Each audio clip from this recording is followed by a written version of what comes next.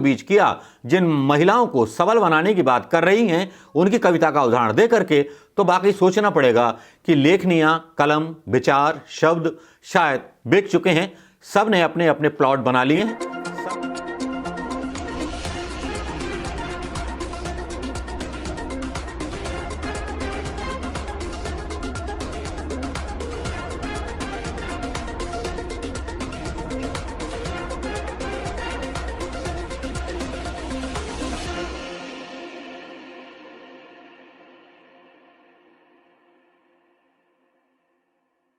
दोस्तों नमस्कार, मैं मनोज कुमार शर्मा एक बार फिर लेकर के प्रधानमंत्री के उस बयान को, जिस बयान को लेकर के अभी तक कांग्रेस की तरफ से कोई प्रतिक्रिया नहीं आई।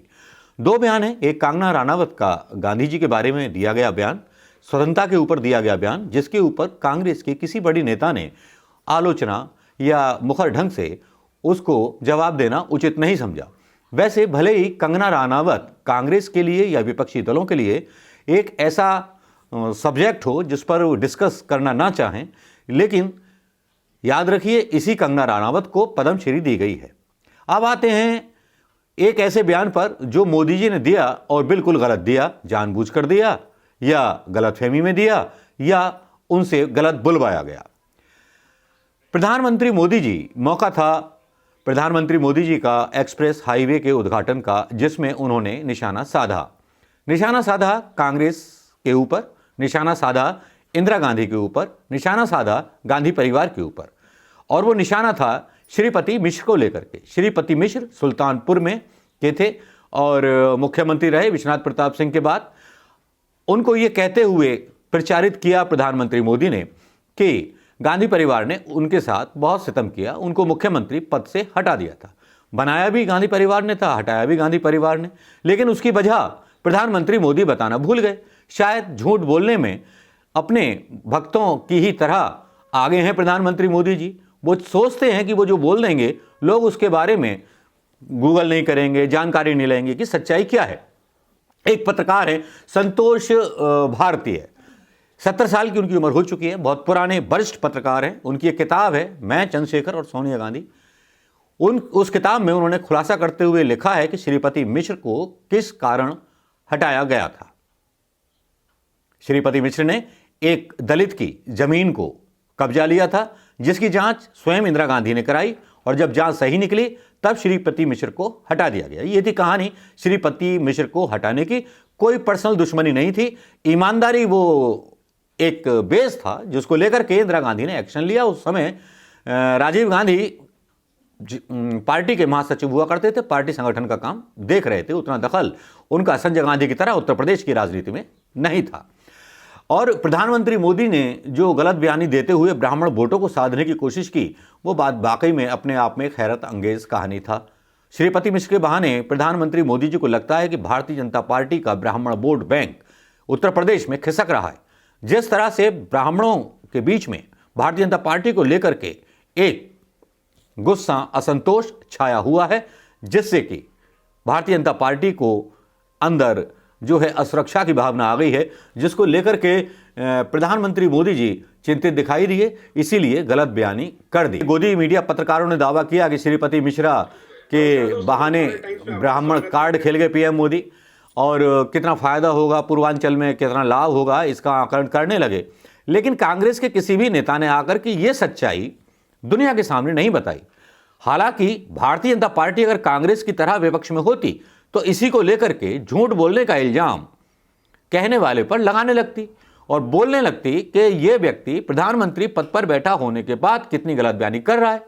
जिस मुख्यमंत्री को भ्रष्टाचार के आरोप में इंदिरा गांधी ने हटाया हो, एक दलित की जमीन कब्जाने के चक्कर में उसका पक्ष लेते हुए उसके सहारे, उसके नाम के सहारे, एक ऐसे नेता के जिस पर भ्रष्टाचार के आरोप लगे, उसके नाम के सहारे ब्राह्मण वोटरों को कैसे साधा जा सकता है।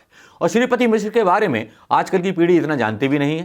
पीढ़ी को लगा होगा कि जो मोदी जी बोल दें वो सही, क्योंकि उसको तोला मोला तो कहीं जाना नहीं। मीडिया, नेशनल मीडिया, बिका हुआ मीडिया, उस पर कोई सवाल नहीं करेगा। सवाल करने की मनाही है। सवाल किए गए तो हो सकता है एक्सीडेंट हो जाए। अब आते हैं कंगना राणावत। कंगना राणावत के ऊपर जिस तरह से पॉलिटिक्स चल निकली है और कंगना राणावत बेलगाम होकर के जिस तरह से डिबेट में आकर के बैठ जाती हैं, पद्मश्री हो डिबेट में कंगना रनावत नहीं आती, कंगना रनावत का पक्ष लेने के लिए भारतीय जनता पार्टी के प्रवक्ता आ जाते हैं। अभी तक भारतीय जनता पार्टी के किसी बड़े लीडर ने कंगना रनावत के उस बयान की आलोचना नहीं की है। इससे लगता है कि भारतीय जनता पार्टी कहीं ना कहीं कंगना रनावत का समर्थन करती है। कुछ पत्रकार तो यहां तक आरोप लगाते हैं कि जब प्रधानमंत्री ने पद्मश्री देने का निर्णय ले लिया और Z+ सुरक्षा कंगना रनावत को दे रखी है, तब कंगना रनावत जो बोले वो सही, प्रधानमंत्री बोले वो सही। देश में तो जंगल राज आ ही चुका है, देश में झूठों का राज आ ही चुका है। झूठों का पुलंदा एक बार खुल जाता है तो फिर बंद होने का नाम नहीं लेता। लेकिन यहां कांग्रेस के बड़े नेताओं को या कांग्रेस को, पार्टी लाइन को इस चीज पर ध्यान देना चाहिए था कि क्यों श्रीपति मिश्र का नाम ब्राह्मण कार्ड के रूप में खेला गया मोदी जी के द्वारा। हालांकि प्रियंका गांधी ने बढ़त बनाई हुई है। प्रियंका गांधी जो हैं सिरदर्द साबित हो रही हैं भारतीय जनता पार्टी का। महिलाओं का झुकाव प्रियंका गांधी के उस नारे की तरफ तेजी के साथ होने लगा है, मैं लड़की हूं, लड़ सकती हूं। उनका महिलाओं से वार्तालाप, संवाद और हल्की फुल्की चुटकियां, और उसके बाद प्रियंका गांधी एक कविता का नाम लेती हैं, एक कविता बोलती हैं कि अब ना आएंगे लाज बचाने कोई भी कृष्ण। तो उसको लिखने वाले एक कवि जो हैं वो कहते हैं कि साहब हमारी कविता को इस तरह से इस्तेमाल मत कीजिए, ये मत कीजिए, वो मत कीजिए। तो उसे भारतीय जनता पार्टी के ब्लॉग साइट्स पर यह कहकर के प्रचारित किया जाता है कि प्रियंका गांधी ने साहित्यिक लाइन चुरा ली।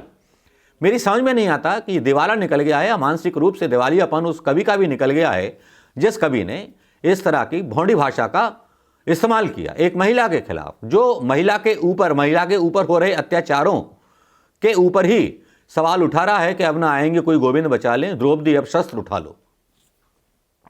यह राजनीतिक विरासत हो सकती है, लेकिन ये एक विचार जब कवि के लेखनी से निकलता है तो वो एक विचार बन जाता है, उस पर कॉपीराइट नहीं होता, या अपने नाम से कोई उसको बता तो नहीं रहा। एक कवि का उदाहरण देना, उसका दृष्टांत लेना और उसका वर्णन करना, ये एक आम सी बात है। अगर कवि को बुरा लगता है कि एक महिला ने इन पंक्तियों का इस्तेमाल उन महिलाओं के बीच किया जिन महिलाओं को सबल बनाने की बात कर रही हैं, उनकी कविता का उदाहरण दे करके, तो बाकी सोचना पड़ेगा कि लेखनियां, कलम, विचार, शब्द शायद बिक चुके हैं। सब ने अपने अपने प्लॉट बना लिए हैं, सबका अपना अपना जो है पट्टा लग चुका है, चाहे वो कविता हो, विचार हो, शब्द हो।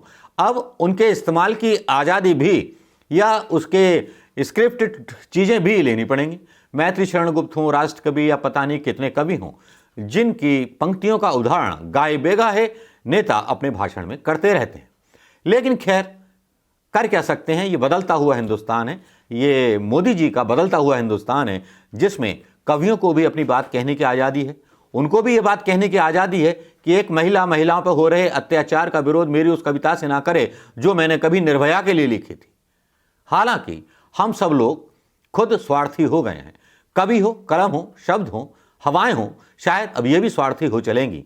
जहां न्यायपालिका से कोई उम्मीद ना रही हो, केवल अब एक उम्मीद राजनीतिज्ञों पर बची है कि शायद राजनीति बदल जाए। महिलाओं को 40% आरक्षण मिलने के बाद उत्तर प्रदेश में शायद कोई विकास की बयार की हवा चल निकले। लेकिन कवि तो कवि हैं, बोलने में क्या जाता है, बोल दिया तो चर्चा तो होगी ही, इसीलिए विवादास्पद बयान चलते रहने चाहिए। नमस्कार, जय हिंद दोस्तों।